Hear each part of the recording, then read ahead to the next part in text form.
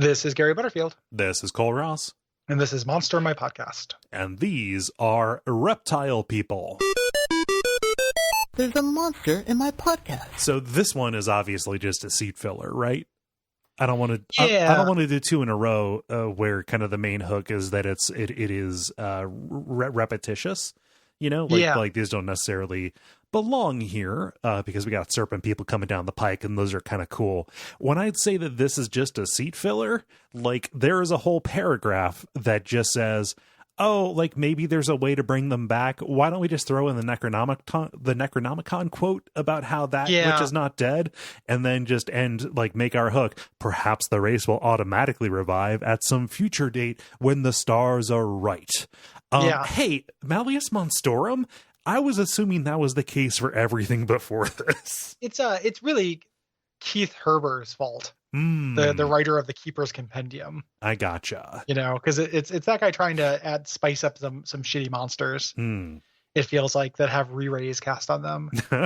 But like the idea of like being able to bring them back immediately made me think of Jurassic Park. Oh yeah. You know, because they're already kind of like reptile people. Yes.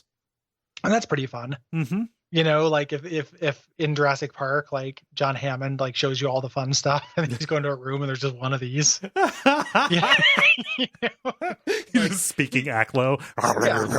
Yeah, just Cthulhu fatigue, and it's like, well, he was bitten by a mosquito, and we decided that we throw in some frog DNA, and he can't breed. Don't worry, all of our reptile people are female. And we found some of his blood. Watch them scissor. Get on it, Scalesy. You know, I don't know why my John Hammond turned into the sea captain. Yeah. There, we found some of her blood on the air. I like dinosaurs. Yeah. So those are the two hooks, but there's one hook per paragraph. Yep. And we said the things. Like, there's really nothing to them. Like them using Aklo is really frustrating to me, because I think like Alan Moore did all these things to make Aklo seem much cooler than than it actually is, and this is definitely drawing it down into the dumps a little bit. Yeah, well, I mean, there's just no what it is, just the language of some serpent people, and not you know, like a neurolinguistic poison. Yep. Yeah.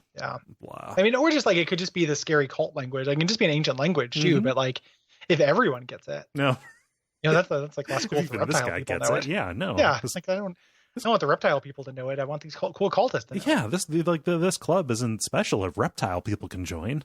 Oh God, is this how bigotry begins? I think so. This is one of those moments where you just realize, like, oh my God, there is an appeal to racism. It sucks. This is how bigotry begins.